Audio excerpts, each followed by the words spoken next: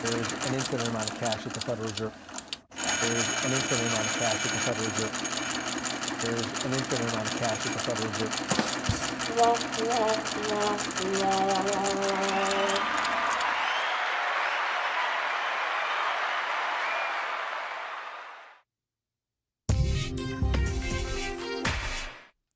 Good morning, Bitcoin. Today is Monday, June 15th, 2020.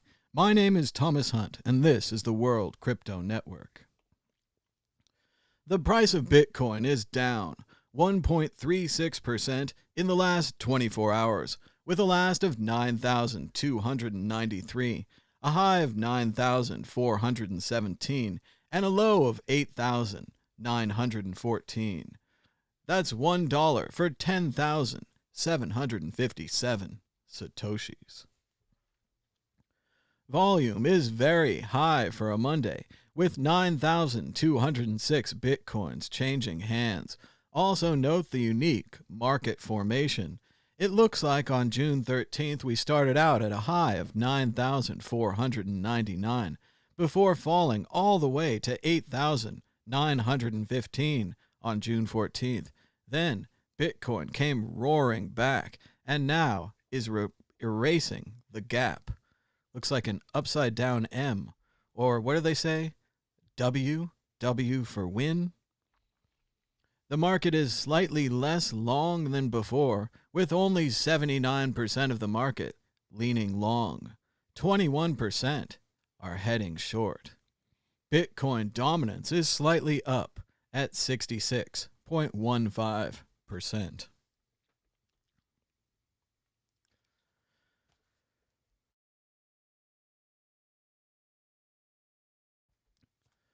Let's get started today with a reading from Charles Bukowski from my new book, The Continual Condition.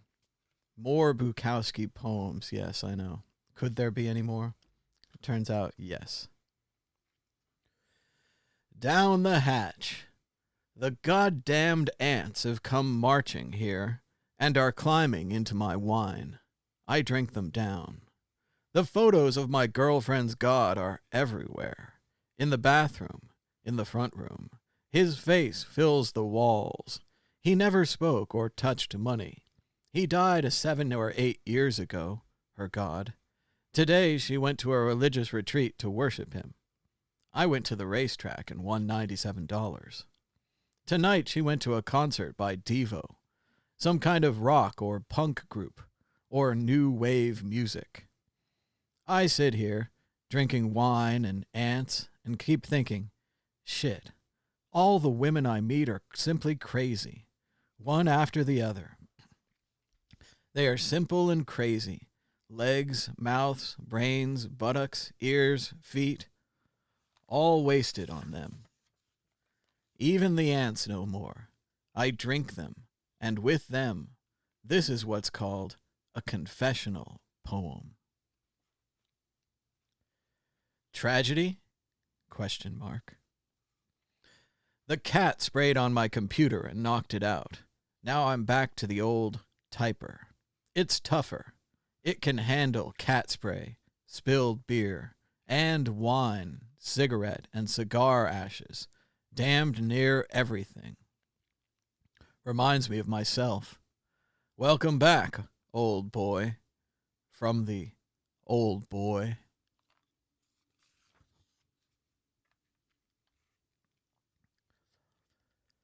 Listening to the radio at 1:35 a.m. I switched the station. A man plays the piano in grand fashion. Somewhere else, there are nice homes on the ocean shore, where you can take your drink out on the veranda and stand at ease and watch the waves, listen to the waves, crashing in the dark. And yet, at the same time, you can feel crappy there too. Just like me now, having a dogfight, fighting for my life within these four walls, 20 miles inland. Perfect silence. All those smoldering eyes, all that sweet understanding, all that mascara, all those earrings, all those warm bodies will now go elsewhere. I realize that I might be missing my final chance by leaving the phone off the hook. Now, I only phone out for an ambulance, fireman, or the police. I'm back to where I was years ago. I don't want to hear the good news of the human voice. I keep it off the hook. I am now not for whom the bell tolls. Let it toll for you. There we go, little Charles Bukowski to get started on this Monday morning. And now what's happening in Bitcoin? Bitcoin price drop may be a bear trap, options market suggests. Dun dun dun! Bitcoin is feeling the pull of gravity on Monday alongside losses in the traditional market. At press time, Bitcoin is changing hands near 9,080. Well, that's not true. The price of Bitcoin is $9,388, gone promptly up since we started this show. Strange how that seems to happen.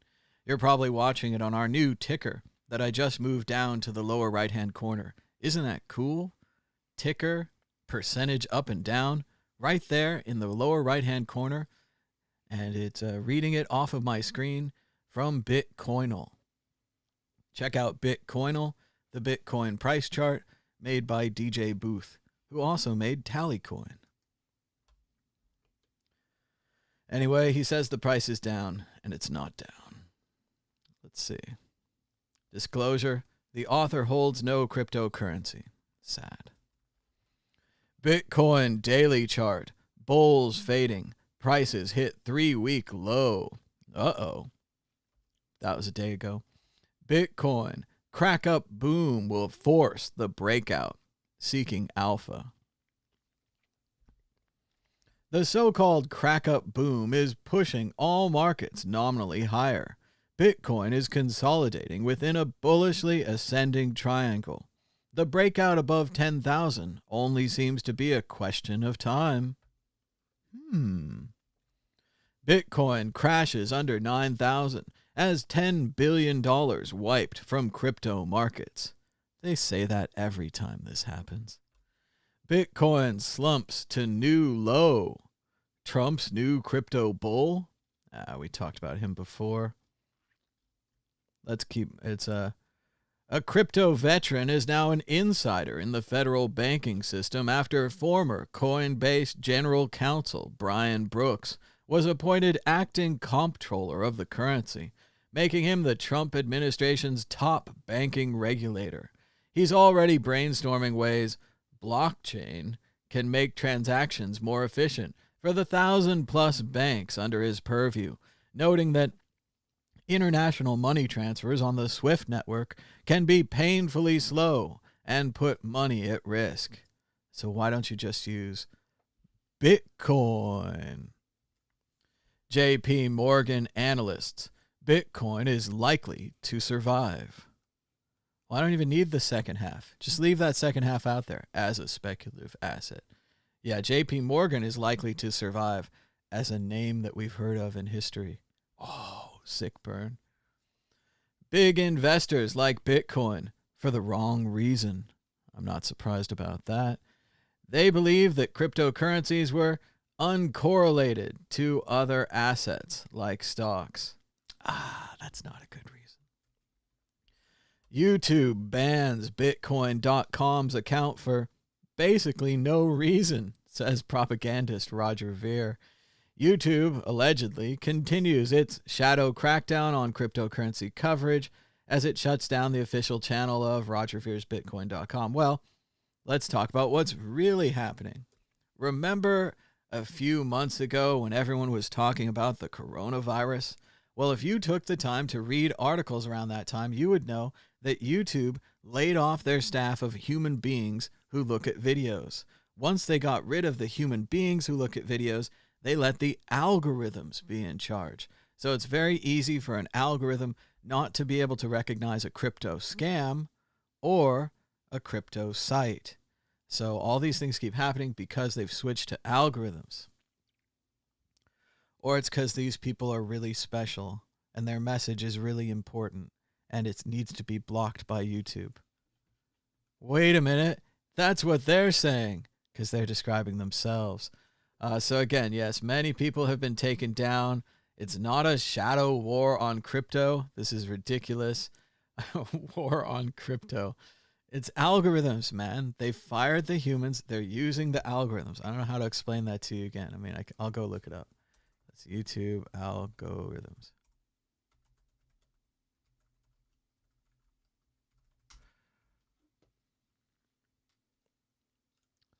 Oh, well, I'll find it later. Let's see. Oh, they banned supremacist content. Well, there's a lot about YouTube's algorithms and conspiracies and such. But yes, it's an algorithm issue. They're not special. But you know who is special? This guy. Community donates 0.7 Bitcoin to guy who typed his private key into his web browser randomly. Great job, KeepKey. But yeah, this is nice. They gave him some money. He lost 12 Bitcoins. It says on Twitter that this guy, his father's a millionaire or something. So I don't know about giving this guy $6,000, but it's cool. I'm glad that he has some Bitcoins now. And I've read some other things where he said it was his fault and he was stupid and he should have done better. And I agree with all that. And I'm glad he's coming to those realizations. It also says here that he plans to send the Bitcoin back to the people who have donated. Oh, no, wait, sorry. If he recovers the lost funds. Yeah, and OJ's still looking for the real killers. I'm sorry, I misread that. I really thought he was just giving it back because people found out he was rich and they gave him $6,000 or whatever. But still, maybe he'll make some podcasts. As long as he makes more podcasts, in my mind, that counts as work. If you do work, people donate you Bitcoin. That's fine. But yeah, you shouldn't be donated Bitcoin because you send them away to a random person or you type your key in. Once again, if anyone didn't watch yesterday's show or any of the other shows we've made for 100 years, your words are your key. So when you create a green wallet or when you create a Trezor wallet and they have you write down those 24 words, that is your Bitcoin key. Those are your money. Oh, we're offline, we're online. I don't know what's happening, but we may still be here. Find out. Sometimes it creates a whole new YouTube when we bounce offline and online. It's exciting. Restream. I'm going to double check that we're still here.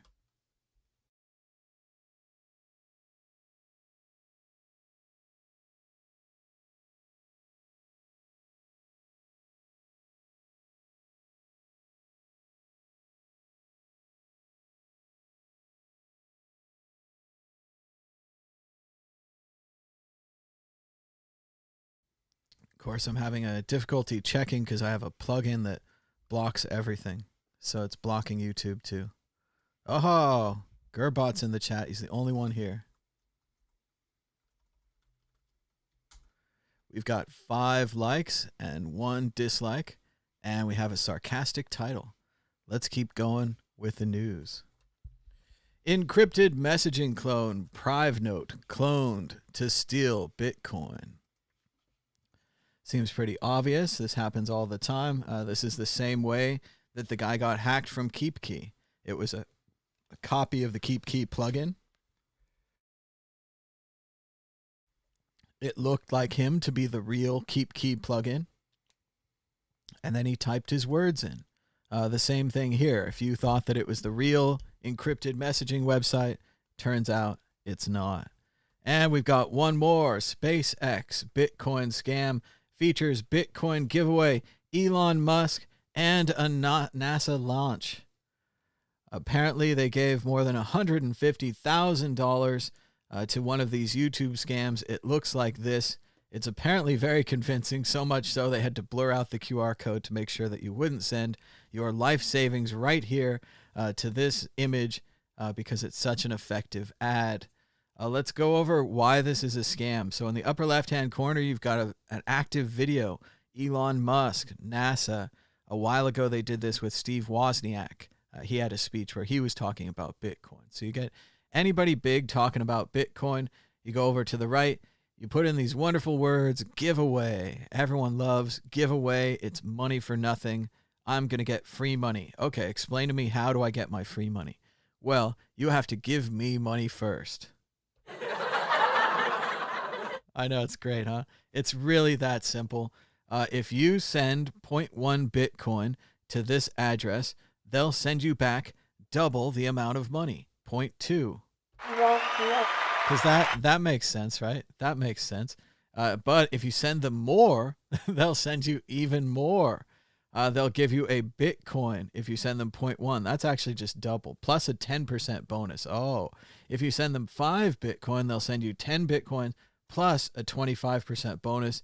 If you're dumb enough to send them 20 Bitcoin, you'll get 40 Bitcoin and a 40% bonus back. Does anyone see the problem here? After I send them the 20 Bitcoin, what's to ensure me that I'll get any money back? Oh, I'm sorry, wait. They use the word airdropped. Remember how we talk about jargon and lingo? Airdropped is it's lingo, right? It's a special word, something that you wouldn't know. It's jargon, special Bitcoin jargon. That means it's going to happen automatically, right? So the scam works in your mind because you don't know very much about Bitcoin, so you think that it could just be airdropped back. You kind of get blinded by riches, right? You're like, if I send them, a Bitcoin, they'll send me back 2. That's so much more money. I could just spend it and I'd still have what I have. And gosh, I could get rich right here. And I trust Elon Musk. He's awesome. Look at that picture. He's Star Trek. And look at that other thing. He's talking in the video right here live. No one can fake video. But yes, apparently these scams are still doing very well. 150,000 in Bitcoin taken down already. And remember, Bitcoin sends one direction and then it's gone. Look at this. There's 3 of them live right now, at least according to this, on June 13th. So that was just yesterday, 2 days ago. But yes, don't send any of your money to Elon Musk. First of all, he doesn't want it. Second of all, no one's going to send you any money back. These are classic scams. They did the same thing on Twitter with all of the fake Vitalik Buterins, and we had hundreds of thousands of fake Mad Bitcoins accounts and other things, all saying the same thing. If you send me money, I'll send you double your money back. Guaranteed. And the only part of that that's guaranteed is that you're a sucker. So don't send them your money. Why Bitcoin is a silent protest against corrupt governments everywhere. Well, we've been saying this for years, and it's a silent protest because it can defund the governments. The government's power is their ability to print money. Their ability to print money causes inflation and destroys the value of your ancestors' possessions. When you're passed down a house that was worth $100,000 in 1920, that house is worth about $5,000 now because of the inflation values. It's lost that much of its worth, even though it has gone up in other ways. So if you convert your money to Bitcoin, you take away the government's ability to print money, at least money that people take seriously, and you defund the government. We've been doing it for years. Check out the World Crypto Network store at worldcryptonetwork.store. We've got the Trezors Don't Float t-shirt. Show off to your friends. Tell them shortly and quickly, this is what happened to my Bitcoin. My Trezor don't float. At the World Crypto Network store. We've also got the World Crypto Network podcast. It's almost up to date. I just need to do yesterday's episode. But we've got every episode from the past few weeks and much, much more, all in beautiful audio-only versions on the World Crypto Network podcast, on Apple iTunes and Spotify and lots of other places. So check it out. The price of Bitcoin, while we've been talking, is up. Let's get a refresh here. Let's get a new screen. Now, it's still kind of flat on this one, but The price is down 0.28% in the last 24 hours, but we can see it has recovered from much lower. The price is down 0.29% with a last of 9,383, a high of 9,414, and a low of 8,914. That's $1 for 10,663 Satoshis. Volume is very high, although it is a Monday, with 9,483 Bitcoins changing hands, on its way to maybe break 10,000 for the day. The market continues to lean margin long, but slightly less, with 79% of the market heading that direction and 21% shorting. Bitcoin dominance is slightly up as well, with 66% of the market heading that direction. And now, the news. This was great. Chris Cuomo, the television guy, said that he said something about the First Amendment, or he said something about how you couldn't protest or that you had to be peaceful. And this guy just had the perfect response. Let's play his video. And he's also he's eating ramen raw. It's just a fantastic video. And please, show me where it says that protests are supposed to be polite and peaceful. And please. There's the First Amendment. You just gotta look it up, Mr. Cuomo. And please, show me where it says that protests are supposed to be polite He's putting and the peaceful. seasoning on. And please. There's the First Amendment. You just gotta look it up, Mr. Cuomo. So that went crazy viral yesterday. They want the protesters to be peaceful. I just love he's eating the ramen and putting the flavor packet on there. Dan Sinker writes, the cops can't stop killing black people even when the entire world is paying attention. This is them on their best behavior. And it is pretty bad. The importance of knowing your rights and having a camera. This guy seems very knowledgeable, perhaps a lawyer or just knowing his rights. Let's listen how he interacts with the police here. He's on public land, and he knows it. How many cops do it take for a public photographer? Well, we're just trying to see what you're doing, man. Walking around filming everybody with a gun on your hip. That's totally legal. Not on county property, I don't think. This is public property. This is county. Which is public property. Call your supervisor. Before you sign your name on the dotted line on the lawsuit, call your supervisor. This is county. This is public property. This is county property. It's public. This is taxpayer. Well, if you don't think so, I need you to know so. Because these are my rights you're about to violate. So I need all y'all to be sure that what you're finna do is legal, okay? Because I can film in public as long as I want to. And there's 1, 2, 3, 4, 5, 6, 7, 8 cops out here, and you got your hand on your gun for what reason? For my safety. Are you ready to shoot me? No, I'm not. So why you got your hand on your gun? Because I can. What's your name? Parking lot. Tell me your name. It's Detective Williams. Detective Williams. Yeah. So what you're telling me right now is, per the Constitution, I cannot open carry or film in none of this area. Per the county policy. But policy isn't law. I need you to understand that. Policy isn't law. Hey, man, what's your name? I'm not giving that out. I haven't broken the law. Well, I want to know what to refer to you as. Good citizen, please. Good citizen? Yes, sir. Okay. Well, the reason we're here is Uh-huh. because it is abnormal for somebody to open carry on county property. Now, with that opening statement, let's I would much rather let's talk do to it. you, but I need this officer to understand that he's threatening my life with his hand. He's on not his gun. threatening his And life. he has the top of it. I Hey. need y'all to see this, okay? Hey, listen He's to done me. took the top off his gun. He's ready to shoot me for You no gonna talk reason. to me? Yes, sir. I am the supervisor. Yes, sir. The county parking lot, it is county property, but the parking lot is public. You are right about that. Yes, sir. But it is abnormal for people to walk around the parking lot with an open carry pistol. But is it legal? It doesn't matter whether it's legal or illegal. Is it legal? I'm I saying just want to that answer my it question. raises officer. people's But you're the suspicions. supervisor, so you should know this more than anybody. Is it legal? It is legal. Yes, it is. I want your name first. It's your policy. Can I have your name? It's my policy to give Yes. you my name. You do. Because you're in uniform, so you have to identify yourself. Corey Payne. Corey Payne, thank you. All right, any of y'all detaining me? Anybody detaining me here? All right. Since you're not going to be rational and talk to me, we're going to leave. Thank you, bye. Don't do anything illegal. No, don't you do anything illegal. All right, bye. And this dick here was ready to shoot me. He's probably racist. That's probably his problem. But that's who tax dollars pay for, bitch. That was great. He really showed him. He was absolutely within his rights to open carry there and to film. He knew it. He stuck to it. Took an awful risk. The cop did most certainly unbutton his gun. It was ready to go like a 6-shooter, like a cowboy, and he had his hand on it, which I agree is very threatening. Surprising interaction there. Great job. 13.8 million views for that video. A 70-year-old man in Seattle survived the coronavirus, got applauded by the staff after leaving the hospital after 62 days, then received a $1.1 million, 181-page hospital bill.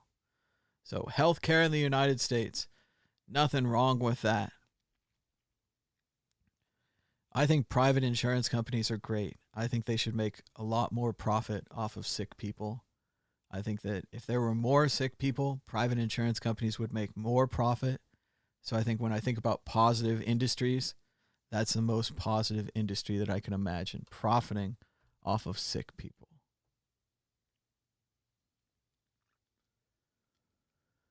Matthew Iglesias writes, "We have very strong evidence that racism has been a major factor in shaping our stingy welfare state, our weak labor unions, and our hyper-local education and land use institutions, and what we're getting is corporate sensitivity seminars and Juneteenth as a white-collar day off." Haven't seen any change yet. So it's pretty impressive. Ben Carson here seems to be in some kind of a competition for the old-fashioned and offensive, but sometimes necessary term Uncle Tom. In the book Uncle Tom's Cabin by Harriet Beecher Stowe, they described a man who was not loyal to his race, and it became a term called an Uncle Tom, a man who betrays his people. Here, Ben Carson argues against renaming military bases named after Confederate generals because he doesn't want to impose his will on others.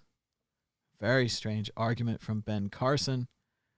I'm not sure why he's saying that. And as Mike McFeely here writes, the Trump administration has reached a point where it is fighting for the Confederacy.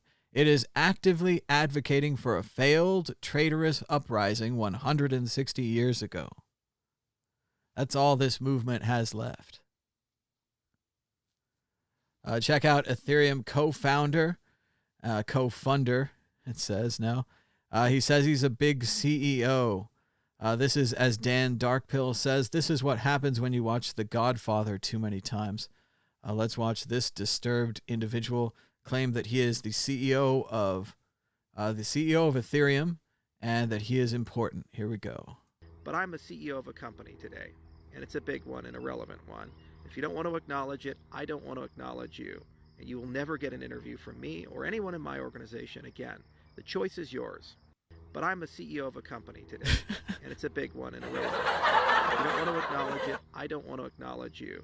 And you will never get an interview from me or anyone in my organization again. The choice is yours.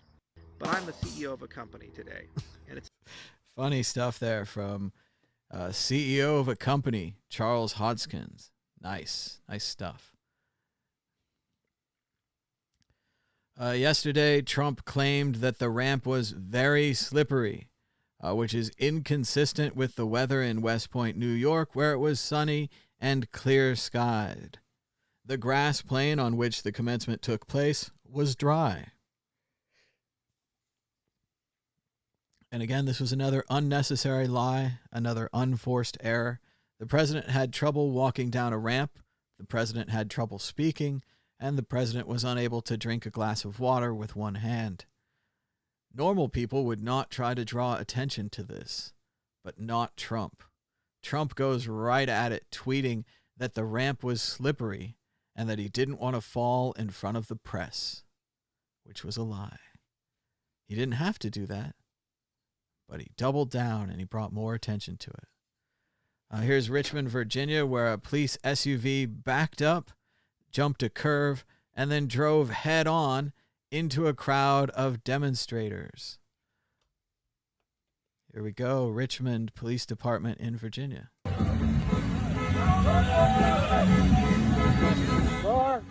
Car! What's wrong with you?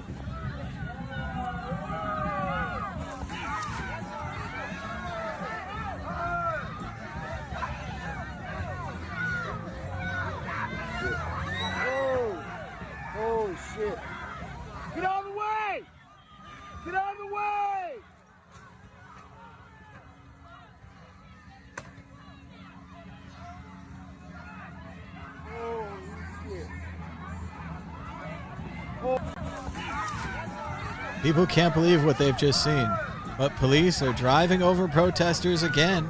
This is the third or fourth time we've seen it this round of protests. Holy shit. Get out of the way! The car is more important than those people. The car is more important. The car has value.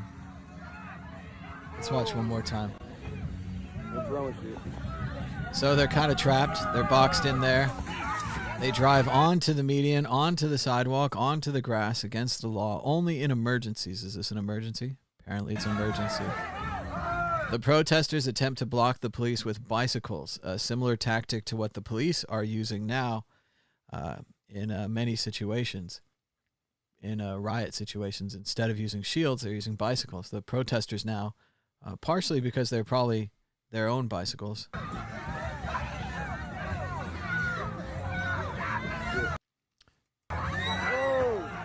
Holy shit. Get out of the way! Get out of the way! So this guy falls right next to the car. For all the officer knows, this guy's foot could be underneath the wheel, but at this point he's continuing to drive.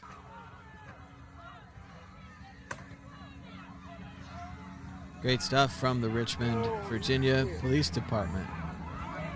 Holy shit.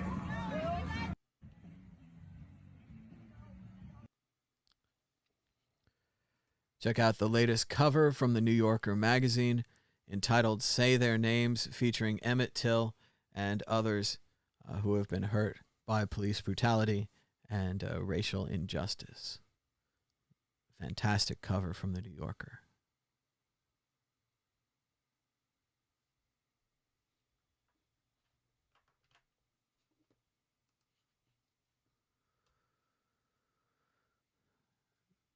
This is pretty good. This guy finally manages to explain why these Sarah Cooper videos are so good and why they've gone so viral and they're taking off so well. As he says here, Brian William Jones at BW Jones writes, "The brilliance of Sarah Cooper here is that because of the cognitive dissonance of matching the voice to the face and the hysterical mannerisms, it forces you to pay attention to the words, which are, despite being verbatim, are in so many cases absolutely meaningless." Let's watch some of Sarah Cooper and her ability to draw our attention to the words through her mannerisms. We have a situation where we're looking very strongly at sinks and showers and other elements of bathrooms where you turn the faucet on in areas where there's tremendous amounts of water, where the water rushes out to sea because you could never handle it, and you don't get any water. You turn on the faucet, you don't get any water. They take a shower and water comes dripping out, just dripping out, very quietly dripping out. People are flushing toilets 10 times, 15 times, as opposed to once. They end up using more water. So EPA is looking at that very strongly at my suggestion. You go into a new building or a new house or a new home and they have standards on where you don't get water. You can't wash your hands practically. There's so little water comes out of the faucet. And the end result is you leave the faucet on and it takes you much longer to wash your hands. You end up using the same amount of water. We have a classic. She really does draw you into the words and the meaningless of the water, how important it is.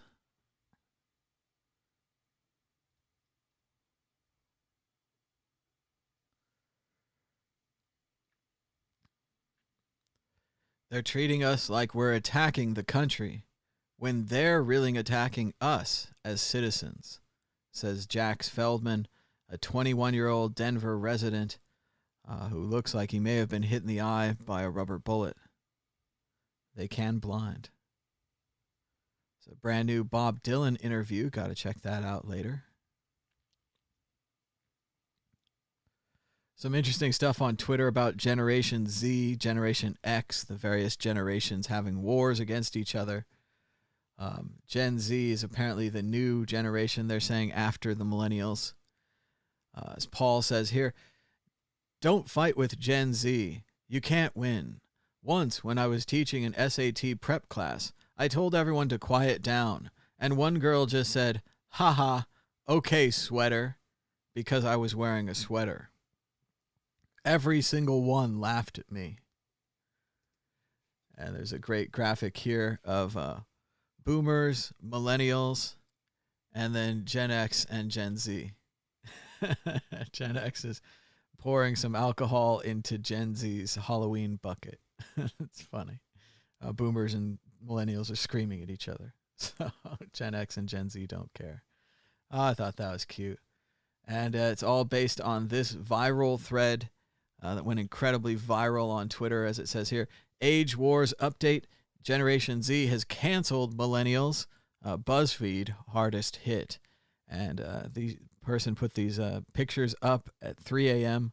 I'm awake at 3 a.m. and I just want to know, I want everyone to know what Gen Z says about millennials on TikTok. Let's check it out. Let's see. They say, BuzzFeed knows their favorite wine. I'm just going to drink my coffee. People that still say adulting. Let's see. No one, millennials. I'm such a Hufflepuff. What about the ones that name their kids after characters from video games? I think every generation can agree that millennials were a mistake. Ooh. Ugh, I hate adulting. Just give me a slice of pizza and wine. My hatred towards millennials is indescribable.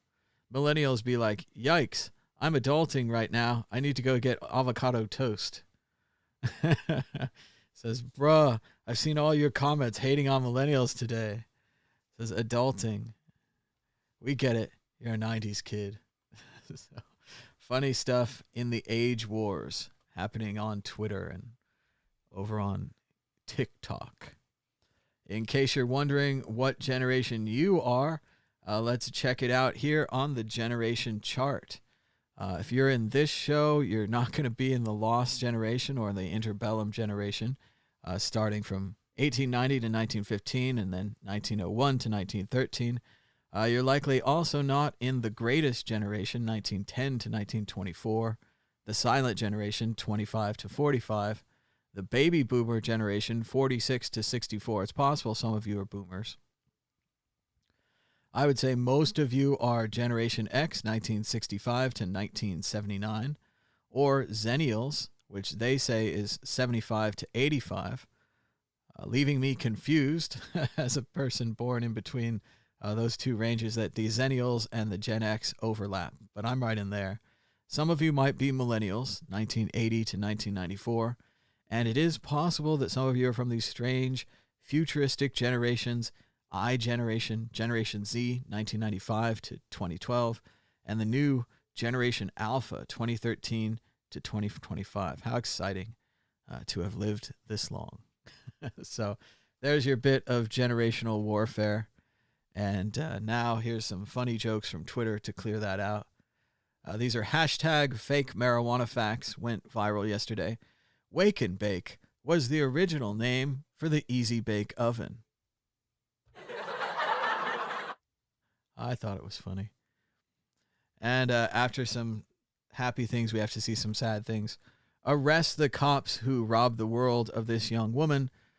Please keep sharing pictures of Breonna Taylor. Police killed Breonna Taylor. In her bed, they broke into her house and they shot her. It's crazy. And they're not arrested. Meanwhile, Team Virus, Florida nearly doubled its previous all-time caseload for one day yesterday. So there we go. Florida doing a great job for Team Virus. As you all know, Florida reopened early. They were so excited to get back to the beaches and the haircuts and the shopping, I guess. So now they're leading in virus cases. All-time high for Florida. Stephen Pasquale writes, COVID numbers are skyrocketing. Masks help. Jesus Christ, put your mask on. I don't think it's Jesus' fault. Oh, this was a good one. This is a positive note. So as you can see here in the picture, we'll probably play the video. I mean, we've already lost ad rights over and over. But you can see this guy here is on the floor, this white guy, and this black guy went in and carried him out of the protest in London. He likely would have been trampled to death. Let's check out this video about this hero. On arrival, I know, at this point, the guy was already on the floor. It was pretty hectic. It was almost like a stampede. There was lots of people, there were people trying to protect him, but unsuccessfully. And then the guys went in there. They sort of put a little cordon around him to stop him receiving any more, physical harm. He was still he was under physical harm. His life was under threat. And whilst they did that, I sort of just thought, well, if he stays here, he's not going to make it. So I just went under, scooped him up, put him on my shoulders, and sort of started marching towards the police with him, whilst all the guys were sort of surrounding me and protecting me and the guy I had on my shoulder. And all this happened in a split second. I could actually feel, strikes and hits as I was carrying him. So, these guys were probably taking some of that themselves on their person. It sounds like it was a very scary moment. Yeah, it was. You don't think about that though at the time. You just sort of do what you got to do. I mean, I can only imagine. Last night when I was thinking about it, I was thinking to myself, if the other 3 police officers that were standing around when George Floyd was, murdered, had thought about, intervening and stopping their colleague from doing what he was doing, like what we did, George Floyd would be alive today still. I mean, you kind of become a national hero. Yeah, like I say, I mean, I was just the guy that was caught on camera with him on my shoulder, but like all these guys were all party to it. Without them protecting me, I would have probably got stampeded as well underneath it, so it was like a team effort. A beautiful story out of London. They saved this man's life. He was a counter-protester. He disagreed with them. For all we know, he's a racist or a white supremacist, but still he's a human being. They lifted him up and they carried him out of the protest, despite other protesters or rioters or whatever hitting them. And these other guys also stood around this man as he carried him, and they took hits themselves. So beautiful story out of London. There is good even with all that's going on. So people can still act good towards each other and towards humans. Kumal Najani continues with the killer jokes on Twitter. Truly amazing that we stopped taking precautions against the virus because we got bored with it. Yes, bored with the virus, didn't care anymore. Oh well. I thought this was a really great video. I've seen these guys' videos before, and then we watched a whole bunch of them yesterday. He's called Beau of the Fifth Column, and what I like about his videos is obviously he's going against type. He seems like in the very first judgments or appearance, you'd say, oh, that's a kind of a right-wing looking guy. He's got the garage and the hat and the beard, maybe some guns and such. But he's a very thoughtful and interesting character, and he puts these videos out pretty often where he has his views, and his views often surprise. And he's just very thoughtful. So don't judge a book by its cover. But let's check out this guy. I think he's got a really good plan for how Trump could create immediate reform.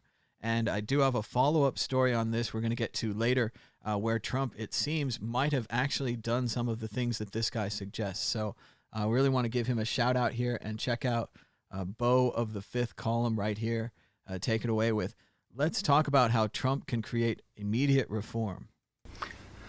Well, howdy there, Internet people. It's Beau again. So today we're going to talk about solutions to the problems. Because I had a couple of people message me saying, well, you talk about this, but you're not offering any solutions. This is a very complex issue, and it's going to take a lot of time to unravel. There is no shortcut. No, there is. Okay. So, what's the goal? The end goal is to get rid of the sparks, right? That's the end goal. We want to stop the inciting incidents from occurring. That's the whole idea. If we can do that, we can achieve peace and love and harmony and all that good stuff. So why make it more complicated than it needs to be? We can use a tactic that President Trump likes to use all the time. Money. Doesn't even require going through Congress or the Senate. Just a pen stroke. Okay. So, Trump signs an executive order, and that executive order requires that any officer who has had more than one use of force complaint within the last 12 months, whether it is founded or not, is terminated within 30 days, or the department loses all eligibility for federal funding of any kind. The sharing programs, the equipment transfer programs, the training grants, everything. It's all gone. From that point forward, we have a new agency. Put it in the Bureau of Crime Statistics or whatever, okay? This agency's job is to evaluate use of force complaints from that point forward. Now, the department still evaluates them, but this agency evaluates them too. And it's not staffed by cops. It's staffed by civil rights advocates. I'm sure there are a whole bunch of people with the ACLU that would be happy to go through the investigative training required to determine whether or not these cases are founded or unfounded. Now, if they find that any complaint is founded, any complaint, even just one, that person's gone permanently. Their name goes into a database. If you are a department and you hire them, you become ineligible for federal funding.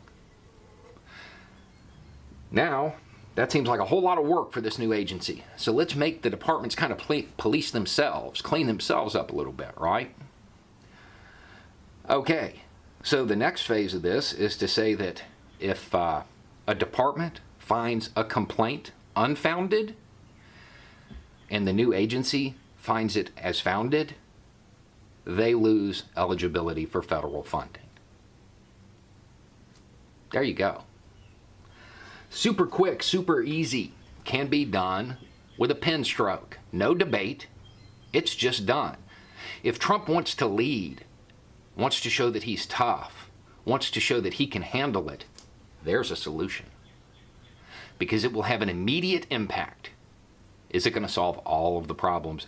No, but it's going to drastically reduce them real quick, and it is going to change the culture within law enforcement because the leadership is going to require it. Because otherwise, they can't have all those admin positions. They're not going to be able to afford them. They're not going to have their cool little toys. It's going to be real hard to pay for a lot of the stuff that they have because they're not getting that funding. It's an executive order. There's nothing unconstitutional about it, nothing illegal about it. Real simple. Immediate reform. And hopefully, it would change the culture within the departments because they have to accurately assess whether or not a complaint is founded because they know they're going to be checked. Anyway, it's just a thought. Y'all have a good day. So really solid video there by Bo of the Fifth Column, talking about how Trump could solve this entire problem, or at least put us on the path towards solving it, with an executive order redefining use of force. And as we're going to talk about later, I haven't read the exact details yet, but Trump has launched a similar executive order to what Bo is talking about. So check it out. Great stuff from Bo of the Fifth Column. Check out his videos. Beyonce pens open letter to Kentucky Attorney General on the Breonna Taylor case. They're still trying to get police officers charged for breaking into Breonna Taylor's house and shooting her dead in her bed. No one has been charged. Check out this incredible Black Trans Lives Matter at the Brooklyn Museum in New York. Huge rally. Thought this was a great photo and even a great caption. Mike Royce says, "I would love to show someone from 1995 this picture and ask them what they think is happening here." There are just so many layers to this. She's got her face mask on. It's a weird Irish type shamrock face mask. She's taking a picture, maybe for Instagram or Facebook, to show her friends that she's eating ice cream. And then at the end, one thinks, how is she going to eat ice cream with a face mask on? And if you're from 1995, you're asking, what is that strange monolith device that she's holding in between her ice cream and her strange face mask? So yes, things have changed a lot recently. Shout out to Max Kaiser using the powerful force of a Lebowski gif to respond to this tweet by Lisa Abramovitz. She says, CalPERS, the biggest U.S. public pension, is considering boosting leverage to as high as 20% of the value of the fund, or nearly $80 billion, based upon current assets, in order to achieve its 7% annual returns target. And Max is right. The dude just stirring his drink, wondering what you're doing over there, increasing your leverage, so much desperation just to get 7%. Trouble, trouble, trouble. Sherry Antoinette is a COVID-19 nurse, and she says, COVID-19 is the worst disease process I've ever worked with in my 8 years as an ICU nurse. When they say recovered, they don't tell you that that means you may need a lung transplant, or that you might come back after DC with a massive heart attack or stroke because COVID makes your blood thick as hell, or that you may have to be on oxygen for the rest of your life. COVID is designed to kill. It is a highly intelligent virus, and it attacks everything. We will run out of resources if we don't continue to flatten the curve. I'm exhausted. So there it is from a nurse in the ICU. We've talked previously about the new scientific evidence showing that COVID may be a vascular disease as well, that it may affect the blood vessels. We know a while ago, as soon as they were bringing people into the hospital for COVID, they were putting them on a blood thinner because people were having strokes because COVID was messing with their blood. This is an incredibly powerful virus. Old people, young people, all people, let's not get this virus. Let's stay home. If you have to go out, wear a face mask to protect other people and try to social distance. The virus is spread through human-to-human transmission within 6 feet, normally inside. They don't have evidence that it's spread outside, but just in general, be careful. Don't get the virus. Don't let your guard down. Virus doesn't care about your politics. A virus doesn't care that you're tired of living your life in the Outbreak movie. Virus is out there, just wants to kill. In Las Vegas, legal observers who were observing the protest were arrested. The police separated them, put them on the sidewalk, zip-tied them, and arrested them for nothing. They had red shirts on. They were clearly legal volunteers to observe the protest, and the police arrested them for no reason. Stories continuing to develop in Las Vegas. There was a Twitter fight this weekend. Good times on Twitter. Ron Perlman dog walking Matt Gaetz is an unexpected guilty pleasure I'm always happy to indulge.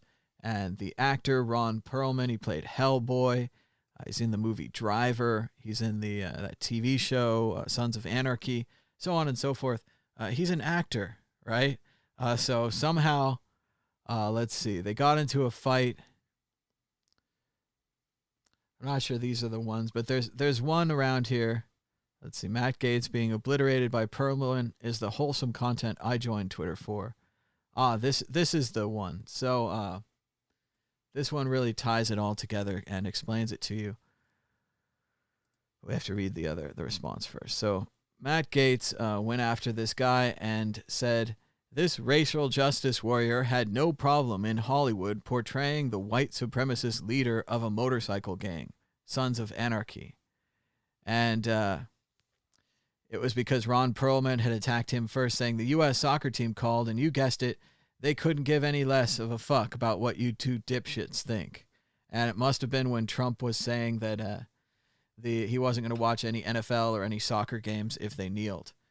So then this guy, who's a congressman from Florida, doesn't seem to understand what acting is, right? As this response tweet said, Ron Perlman also played Hellboy, but he isn't actually a demon born in hell brought to Earth by a Nazi wizard.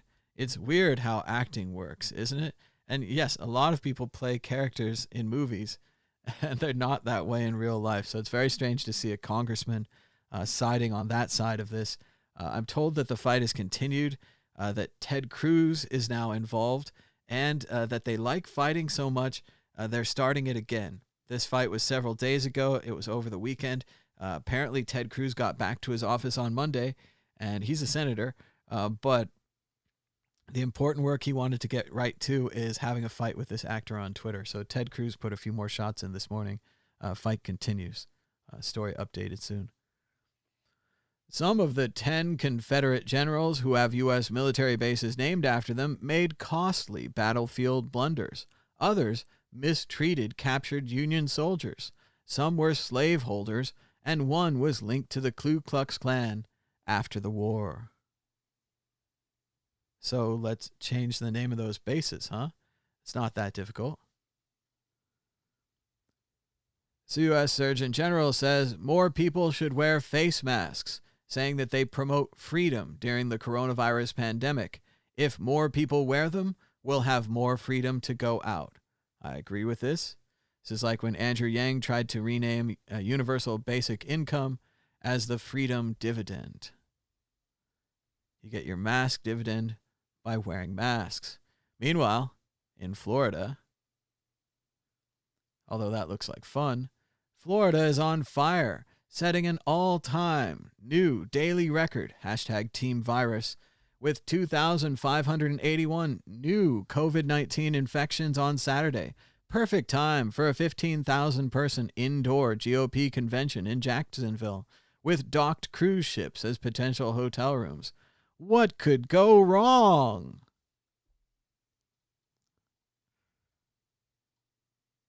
Is this a bull market? No. This is a bullshit market where people are buying Hertz when it goes from 1 to 5 back to 2, and Wall Street will issue $1 billion whatever dollars on that. They say history will not look kindly on this period, on this bullshit market. Russell Okung, a football player who supports Bitcoin, says that money printing is one of the greatest drivers of inequality. Privatized profits, socialized losses. Take your power back. He just forgot. #Bitcoin. It even puts up a little graphic now. It's the greatest thing ever, Jack. Jack from Twitter gave it to us, Russ. Come on, man. He gave you the blue check, too. You should use it. Well, I guess the blue check's a white check now. Whatever. White check. Racist. Treasury Secretary Mnuchin still continues to refuse to disclose who received the taxpayer bailouts. I know it wasn't me. Was it you? No, it wasn't you. Well, it must have been somebody else, and they received millions of dollars meant for small businesses, but we don't know where it went, and they won't tell us. As Joe Biden says, it's unacceptable. The American people deserve answers. And again, we're going to find out. Congratulations to Arizona, #TeamVirus. Arizona's infection rate is now 3 times that of New York State. Great job, Arizona, out there spreading that virus. Kill humans. More virus. Here's Vice President Biden walking the same ramp that President Trump walked in 2016. Biden seems to have no trouble with the ramp, moving quickly up. Even seems fast. It seems like he's going pretty fast. If I was Trump, I'd be like, whoa, slippery. Like, slippery, not safe. So that's really what it's down to. It's whether or not the president can walk and drink a glass of water with one hand.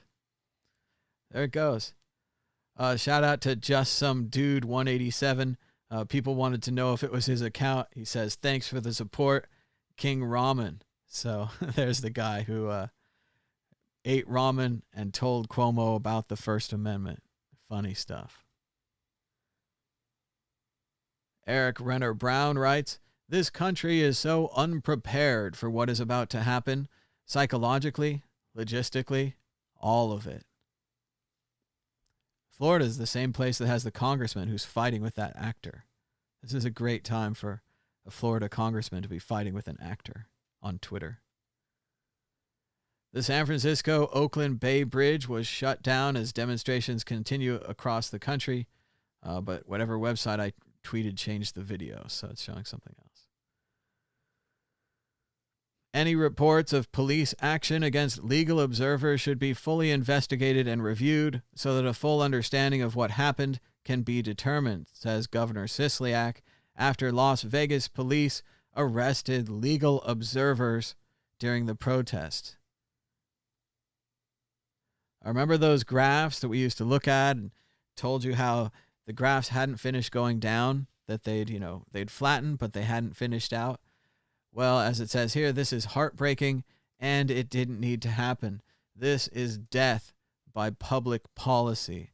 And here are the states that we've been watching. Look at Texas, how it went down, then they reopened. Look at Arizona, how it went down, then they reopened. North Carolina barely went down, but let's just imagine one of these was a downturn right about here. Reopen North Carolina. South Carolina, it's just a classic U-shaped up curve.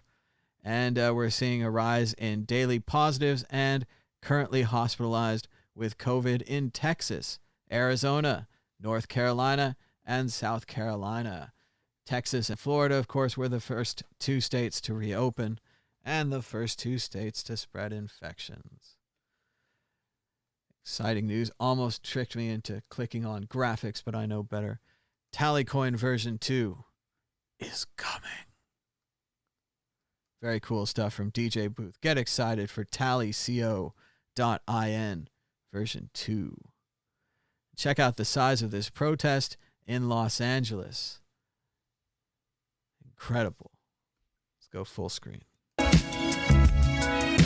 Oh boy, it's got music. It's not necessary. Twitter had to share that music with you. Somebody at Twitter was like, let's chain the unmute button to the full screen button. That's a good idea. Why have two separate buttons? We could have just the one button. That really is incredible. I think that's probably Hollywood Boulevard there in Los Angeles, stretching the entire length of the street. Miles and miles. Incredible protest in Los Angeles.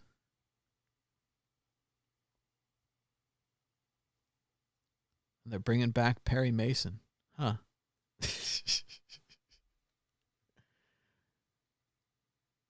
Anyway, awesome work, Los Angeles. Huge protest. Let's keep moving. Got a lot of news. Tulsa Health Department director wishes that Trump's rally would be postponed as local COVID cases surge. Yes, you can wish into one hand and shit into the other and see which fills up first. Hey, health department director, these deaths are on your hands. Stop the rally. But again, we can't do that. That's science. That's logic. Don't do it. Let them die. So, oh well, we'll see how that goes. Drivers with Confederate flags are making their way through downtown Clemson ahead of Saturday's protest. As Griff at Goyard Griff writes, all my black football recruits, please stop giving these areas your talent. Good point. Clemson really shouldn't have such a good football team. And here's a statue I think we can all get behind. Oscar Wilde in Dublin, Ireland. Persecuted by the state for his personal sexual choices. Brilliant author. Poet, writer, satirist, Oscar Wilde. In his leisure suit. And here's some protesters getting pepper sprayed again, this time in Richmond, Virginia, the same place where they drove over people with their cars in the previous video. Let's check out the police using chemical weapons against the American people in violation of international law.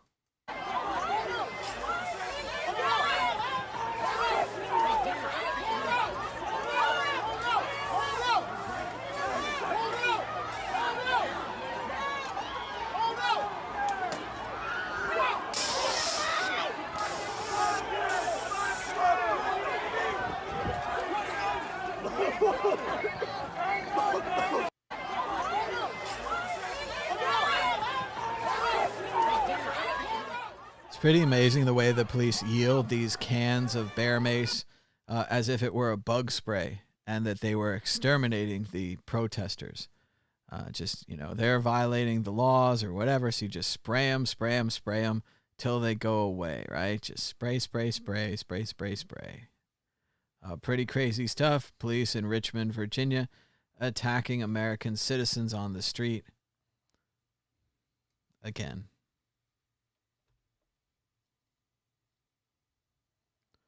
They say 800,000 people want to go to the president's rally in Tampa or in Tulsa.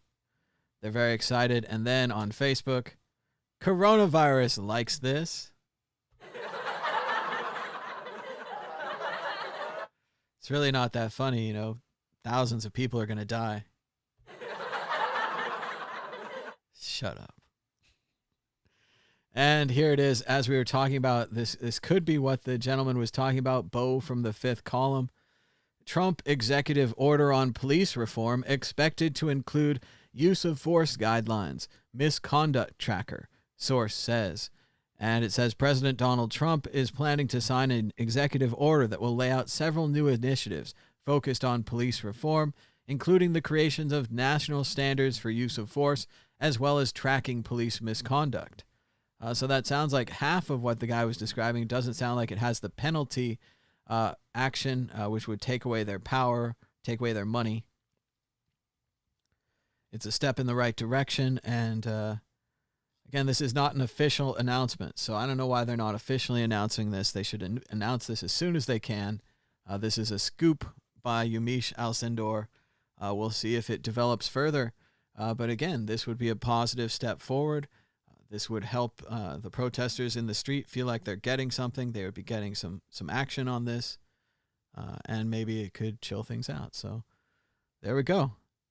Say I never said anything nice about him. Look. But again, it's just proposed. He hasn't actually done it. Remember the virus?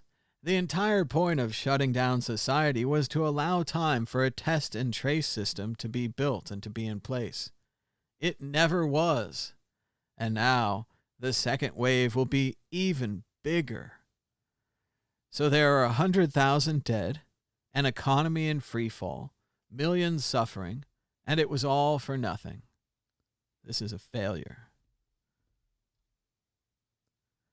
They're hearing rumors that face masks are about to become required attire on Las Vegas casino floors, and it has been a very unequal system so far, with all of the workers in the casino wearing masks, and seemingly, shockingly, none of the guests.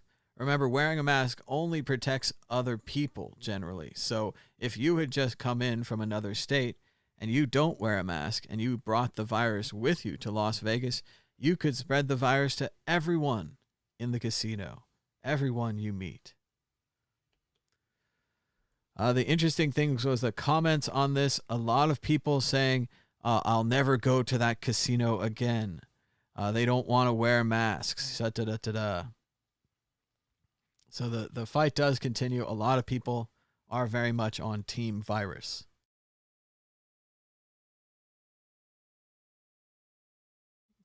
We haven't seen the Team Virus hashtag trending on Twitter, but we're waiting for it.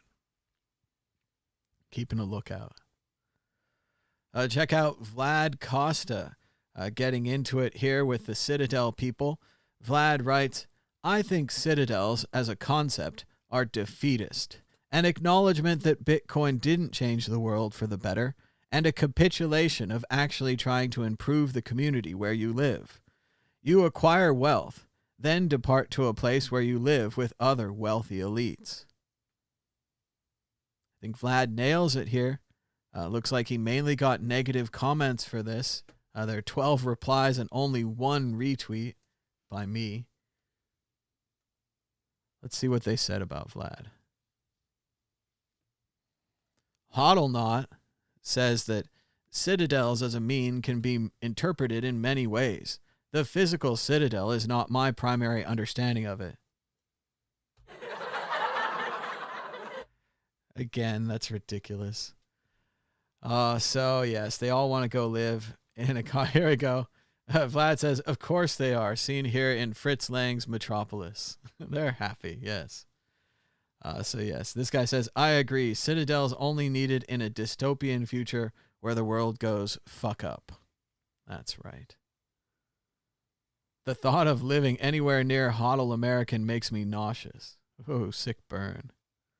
It's citadels of the mind. Oh, yeah, right. All right. Good luck with that, Citadel people. Let's keep going. Ted Cruz is into the fight with actor Ron Perlman now. Ted Cruz says, listen, Hellboy, you talk good game when you've got Hollywood makeup and stuntmen, but I'll bet $10,000, what the hell, to the non-political charity of your choice that you couldn't last 5 minutes in the wrestling ring with Jim Jordan without getting pinned. You up for it? Or does your publicist say it's too risky? And of course, remember, Jim Jordan, congressman, was also a wrestling coach. He's that wrestling coach that ignored all of the people underneath him when they said there was abuse going on and might have covered it up. So it's a good idea to bring up wrestling and Jim Jordan. That brings a very positive story into my mind. Ron Perlman replies, though, wait, is this the Ted Cruz? Holy shit, man. Is this the same guy that let little Donnie call his wife a dog and his father an assassin and now kisses his ass? Yo, can I get your autograph, man? Ted Cruz is a senator fighting with an actor, and the actor just kicked his ass. Note to media, folks, if your newspaper or outlet is no longer covering the enormous Black Lives Matter protests because they're peaceful now, question why the news business fetishizes blood and violence and ignores racial justice movements. Nice stuff from Heidi and more.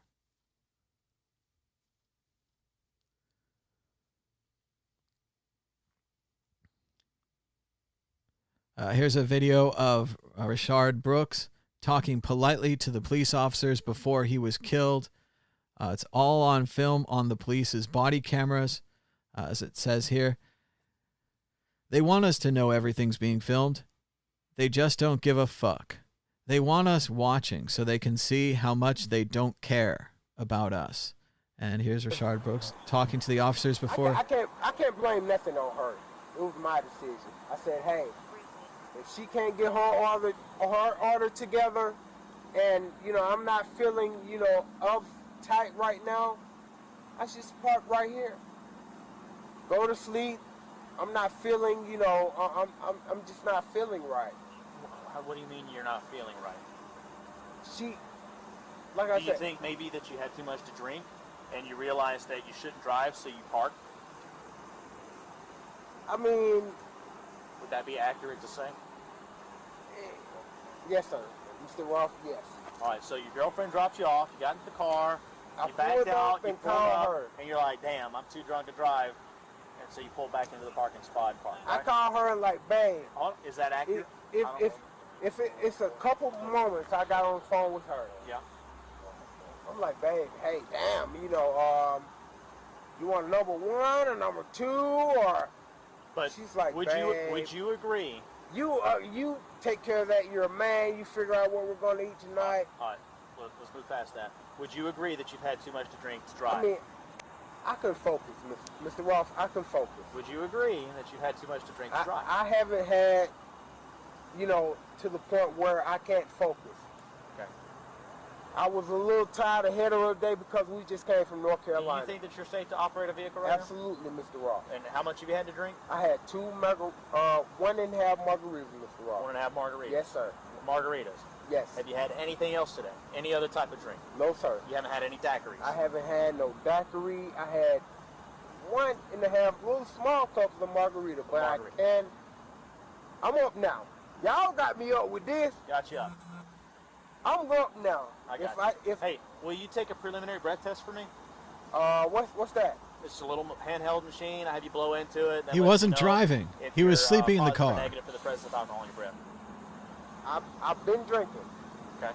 I do say that. Okay. But I'm only going a few minutes down the road. I got you. I'm just asking. Oh my God. Oh shit. So he was fine. There's nothing wrong there. He was in his car sleeping. Something like 5 minutes later, they get into a fight. He tries to take the officer's taser. Then he runs away, and then the officer shoots him in the back.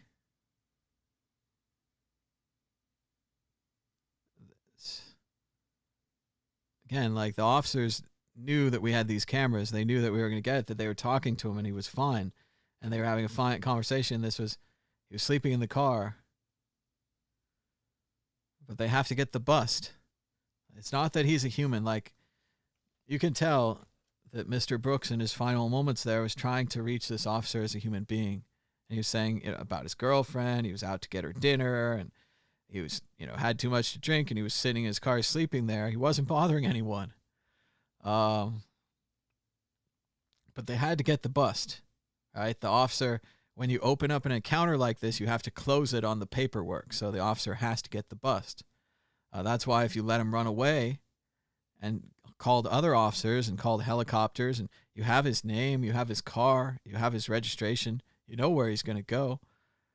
When you bust him and when you have that international dragnet to catch him for sleeping drunk in the Wendy's parking lot, would it be worth those resources? No. Does this make any sense at all? And again, 5 minutes later, they shoot him in the back while he's running away. So I just don't know. Things that lasted longer than the Confederacy. Betamax. Betamax production lasted 10 times longer than the Confederacy. According to Twitter, y'all sent 70 million Satoshis to a son of a billionaire that supposedly got hacked for 12 Bitcoins. How does that make you feel? I don't know if it's true or not, but a billionaire, that's a lot more than millions. What can we learn from this nonetheless? Don't type your seed into a browser extension or website. Best not into an internet-connected device at all. Don't leave all your Satoshis in one basket. And a hacker wouldn't steal your coins with a transaction fee of 3 Satoshis a byte. According to this, the coins were sent very slowly, which would give you a better chance to do, replace by fee or some kind of a take the money back attack. Don't trust. Verify.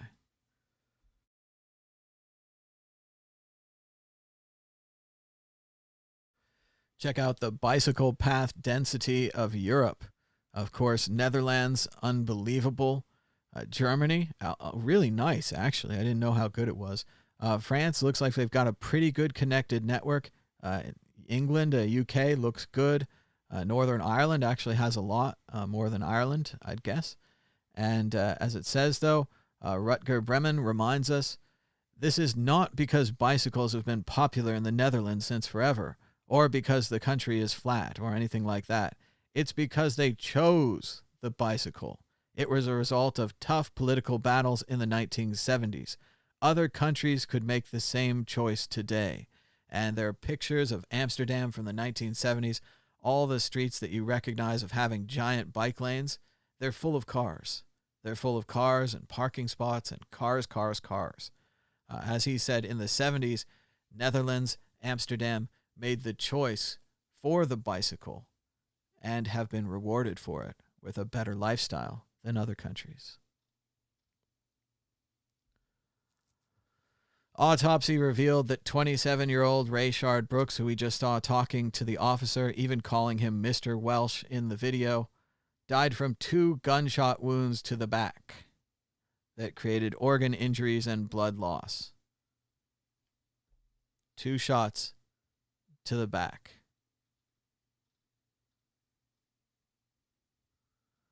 President Trump is moving ahead with his first campaign rally in more than 3 months, despite health officials calling it a serious risk for spreading the coronavirus. It's almost unbelievable, but it's real, and it's happening. As Wrath of Non says, You have no idea how nice towns without cars can be until you spend some time with them. It's the difference between night and day. You can see, smell, hear, breathe, move. You can let your thoughts and feet wander. The absence of cars and their infrastructure invites life. And it really is beautiful. If you look at the picture provided, just the outdoor cafes, the small streets, the trees and plants growing in the street. Very nice. COVID-19 strategies around the world. Korea, masks, test, trace, and isolate. New Zealand, travel ban and quarantine. Vietnam, fast action and national surveillance. Japan, masks and social distancing. United States, just doing stuff outside and hoping for the best. As Matt O'Brien writes, I'm in South Carolina right now. Restaurants only have outdoor seating, but there's no social distancing between tables. Everyone is crammed on top of each other. And no one is wearing masks anywhere. In shops, restaurants, you name it. Not even the wait staff.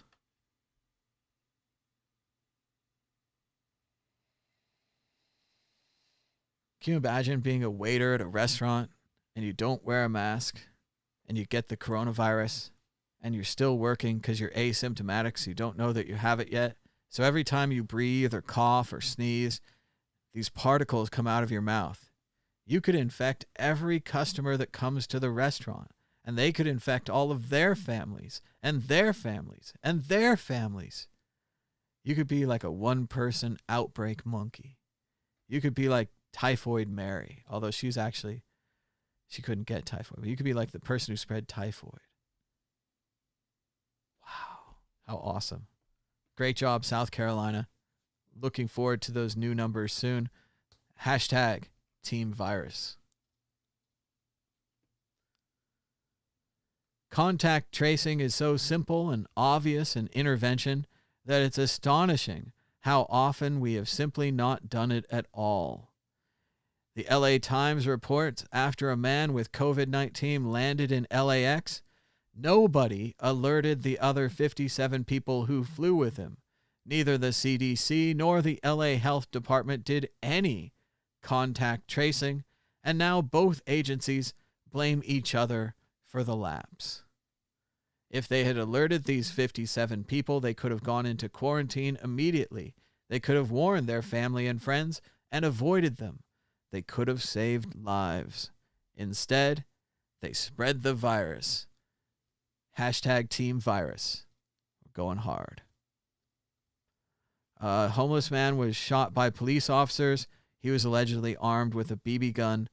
The footage is from over a year ago, but it is very shocking.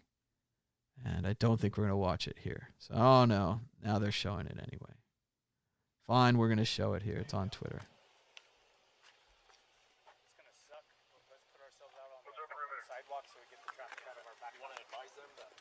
Look at all these guns. All this for one homeless guy.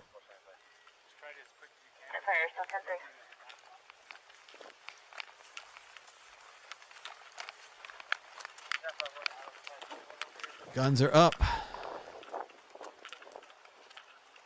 Subject! Both hands up in the air. Show them clear. Put your hands in the air. Do it now. You need to keep those hands in the air. Keep your hands where we can see them. Lay on your stomach. Keep your hands away from your waistband. Lay on your stomach, or force will be used against you. Right under the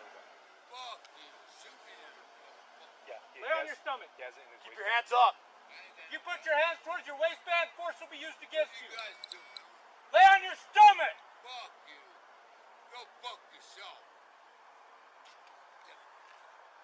Lay down.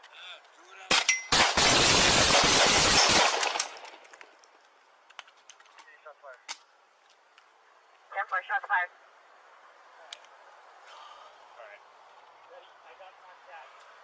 Fucking assholes. You got a BB gun.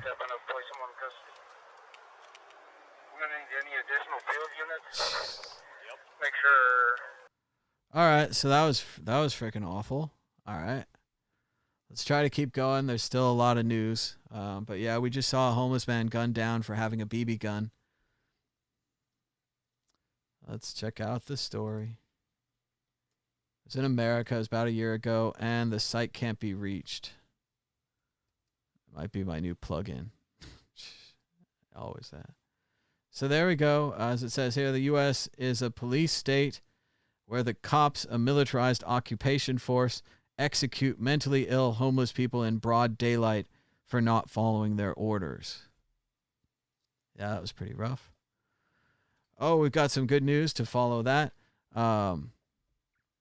Early results show very small numbers of protesters testing positive for COVID-19.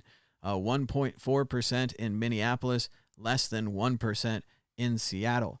So as to everyone all worried about the protests and why can't we have rallies, why can't we have restaurants if we can have protests, it turns out that the outdoor transmission of coronavirus is indeed very low, not just in field tests, but in reality. Being inside, still not a good idea, and you should have a mask everywhere where you're around people. It's the 1-year anniversary in Hong Kong of the death of protester Marco Leung, who fell from Pacific Place after hanging a banner against the extradition amendment bill on the platform. Protesters commemorate the incident with candles and flowers every month. So, a sad anniversary for the protester who died in the Hong Kong protests.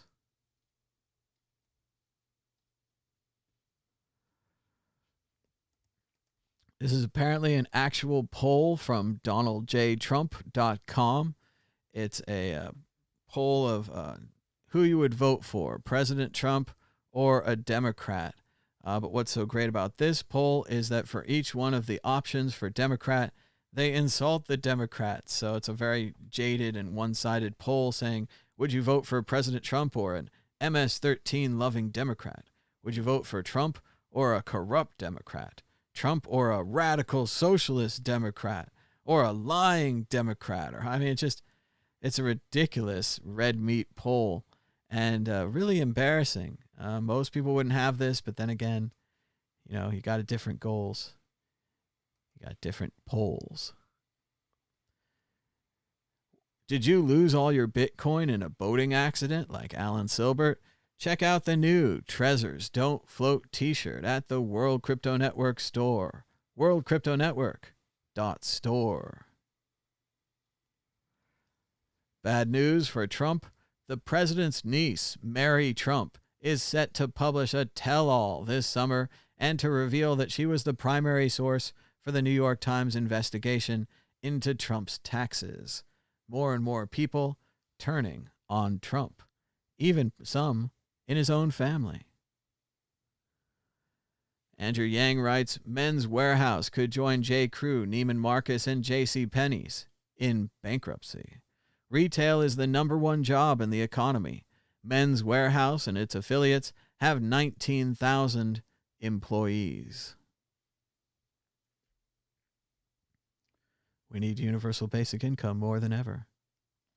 And the story we covered yesterday about the Karen in San Francisco who was being critical of the man who was stenciling Black Lives Matter onto his cement. Turns out he owns the property and she is deeply sorry. She did actually call the police on the man who was stenciling chalk on his own property, chalk which washes away with water, and turns out to be his own property. The police did show up with guns, but fortunately, the man who lives there, knows the police, and they didn't even have to get out of their car. He just waved. They know he owns the property. It's ridiculous. She's deeply sorry. She's embarrassed. The man who was with her apologized as well. She's the head of a skincare company. The skincare company took down their website and is no longer has a partnership with Birchbox. So mind your own business. Who cares about chalk? And it's not your own property, so what the heck are you doing? So it was a very strange video yesterday, and it was San Francisco. Turns out it was in Pacific Heights, very near Russian Hill. So and a very, very nice neighborhood. So. The Atlanta shooting of Rayshard Brooks, who we just watched the video of earlier, all he wanted was to get some Wendy's, is declared a homicide. Police officer's already been fired. China's new coronavirus outbreak sees Beijing adopt wartime measures as the capital races to contain the spread. In China, they aren't just doing nothing. You see here the police are all wearing masks, and they're adopting wartime measures to fight the coronavirus. Good thing we're doing nothing here. Internet Ross and Fiat Jaff built a bot to calculate how much Bitcoin is spent on transaction fees, which could have been cheaper on the Lightning Network. The results are quite shocking. Yesterday, Bitcoin users paid 30.31 Bitcoin in fees, $275,000 for transactions which could have been transferred over the Lightning Network for $90, overpaying by 305,850%. That's a big percent. So it's cheaper to use the Lightning Network. Fiddler writes, this man who makes laws started a Twitter fight with an actor after midnight last night and picked it back up this morning. Happy Monday, everyone. It is shocking that Ted Cruz is continuing this fight that he's losing with the actor Ron Perlman. Very strange. As the Daily Edge says, breaking news, incest porn recommender Ted Cruz wants Ron Perlman to wrestle pedophile enabler Jim Jordan for his deviant amusement, but backs off when challenged to a fight by the actor he calls soft. So yes, Perlman challenged Cruz directly, and Cruz would not fight him. Just a reminder that Senator Ted Cruz is defending a lawmaker who has been credibly abused of being complicit in the sexual abuse of wrestlers from Ohio State. As the article says, 6 former wrestlers say Representative Jim Jordan knew about the abuse that they had received from a coach on their wrestling team. They knew about the allegations, they told him, and he did nothing. Right now, members of Congress are on Twitter challenging actors to wrestle other members of Congress. Our republic is in good hands. As Kilgore Trout, a Vonnegut creation, says, I am mad online, and I demand you wrestle my work colleague. It's crazy. It's just crazy. And here's a little palate cleanser to make you feel better after all the horrible news, and especially watching the poor homeless man shot to death and the video of Rayshard Brooks politely talking to the officer. Here's an elephant taking a man's hat, putting it on its own head, ha ha ha ha, and then giving the hat back to the man. What a nice elephant. Aww. So there you go. Don't say I never got you anything as a palate cleanser. As Dan the Dark Bill says, just imagine if Bitcoin was a tangerine. It wouldn't even taste nice. In response to the fact that people are upset Bitcoin's not bigger, and if it was a startup, it would have shut down by now, and how it's not successful fast enough for them. Good stuff. Fox News was photoshopping the kid with the gun into multiple pictures all over their website because apparently people are just dumb as hell. And that's a fake picture. That's a fake picture. And that's a fake picture. Nice job, Fox. Cody Marks News. Almost done it.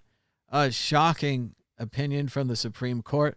A 6-3 opinion written by Justice Neil Gorsuch, who stole Garland's seat, joined by Chief Justice John Roberts and the liberal judges. So both Gorsuch and Roberts have changed sides, siding with the liberal judges, and the Supreme Court says that federal law protects LGBTQ workers from discrimination. If you fire someone for being gay, That's against the law. Even the Supreme Court, the worst court ever, thinks so. So that's pretty good. Donald Trump has a theory on how coronavirus testing works. Let's check that out. Our testing is so much bigger and more advanced than any other country. We have done a great job on this, that it shows more cases. Without testing, or weak testing, we would be showing almost no cases. Testing is a double-edged sword. Makes us look bad, but good to have. Which is just ridiculous. This is the argument that if you closed your eyes, the world goes away. If we closed our eyes, everything's black. The world's gone. Whoa. So we should just close our eyes to the coronavirus.